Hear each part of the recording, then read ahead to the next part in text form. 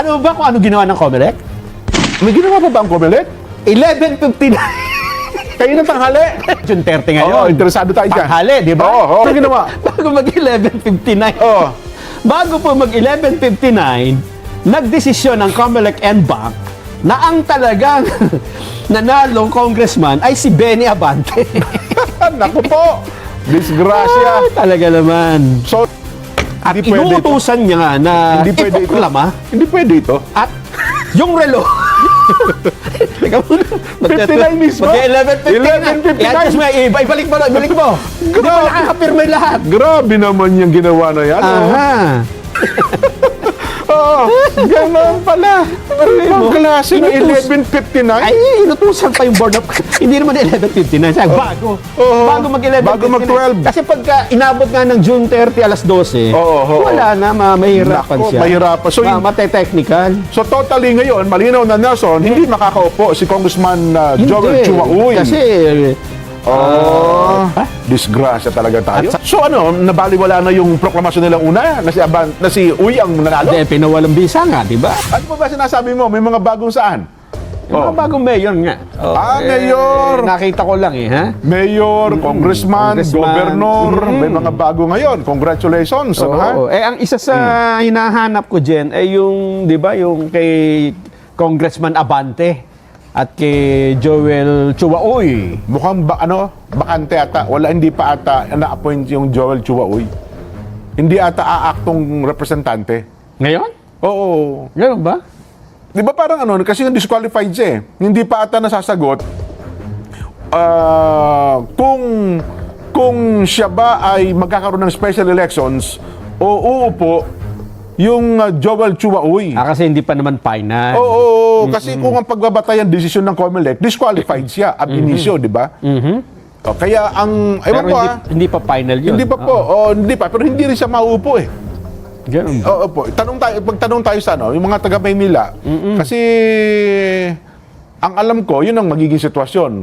Wala mo nang magiging kinatawan ang 6th district na Maynila, Nelson. Ayun. Maliban ng desisyonan, magkakaroon ng special election, o kaya naman, pero hindi magiging caretaker yan eh, kasi 3 taon eh. Yes. Hindi, kasi ang caretaker ata, kung mga 1 taon na lang natitira, magastos yung eleksyon, di ba? Kung 1 taon na lang ang termo, tapos mag-election pa, hindi na, caretaker na lang ata yun. Kaya ito, bagong termino, so inaabangan kung ano magiging resulta dun sa petisyon. Tsak, alam ko may petisyon yung Joel Chua-Uy. Motion for reconsideration. Motion for consideration doon sa Unbank. At pagkatapos, kung matatalo pa sa Unbank, ay tutuloy ng Korte Suprema yan. Sa Santa Rosa, Laguna, laglag na yung mga artista doon, Nelson, pati Wala yung na. pamilya. Ganun ba? Oo. So, ngayon ay babaan na sila sa pwesto. Oo. Babaan na. Sa Laguna naman yata ay simula na ng unang araw nung kaibigan mo, ni Madam Sol Aragones. Yun! Siya na ang gobernador ngayon ng Laguna. Oo nga, tama. Kung sila ay day 1 sa araw na ito, Nelson, ang Senado naman at ang Kamara de Representante, bagamat day 1 nila, ay recess pa. Tama. Hindi pa po sila pupunta ng Kamara de Representante para gampanan ng kanilang mga pananagutan. Hindi po. Sila po ay magsisimula pa sa July 28 ng umaga. Tama. Sa SONA. Ang SONA kasi hapon, pero mag-opening muna ng session sa umaga sa Senado at saka umaga rin sa Kamara de Representante.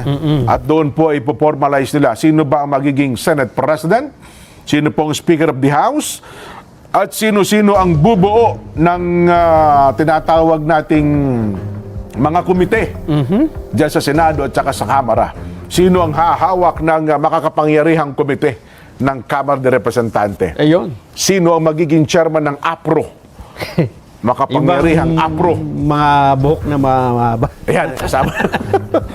Oo. Eto pala, Jen. Oo. Inaanap ko ha? Eto pala ang desisyon ng COMELEC. Doon sa yung Joel Chua-Uy. Uy, at 6th District. Abante. Sige. Di ba June 30 ngayon? Oo, interesado tayo dyan. Tanghali, di ba? Oo. Kung inabot ng tanghali, tapos hindi pa naging final ang desisyon, may pwede sabihin ni Uy na... Oo. Hindi, nag-assume na ako na office eh. Simula na ng ano ko, di ba? Oo. Alam mo, ginawa ng... Kasi naproklama nga naman siya. Oo, tsaka na nag-June 30 eh. Oo, Alas oo. 12 eh. Oo. Ano ba kung ano ginawa ng Comelec? May ginawa pa ba ang Comelec? 11:59. Kayo ng tanghali? 11:59? Oh, ano ginawa? Bago mag 11:59. Oh. Bago po mag 11:59, nagdesisyon ng Comelec and Bank na ang talagang nanalong congressman ay si Benny Abante. Naku po.